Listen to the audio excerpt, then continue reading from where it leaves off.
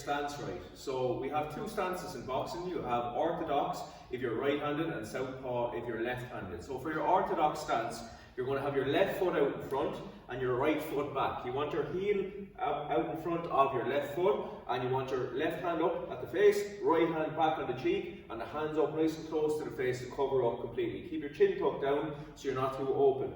This is your basic stance for an Orthodox, and then for a Southpaw, you're going to start off with your right foot out, your left foot back in that sort of L shape, and then your right hand out in front and your left hand up at the cheek then.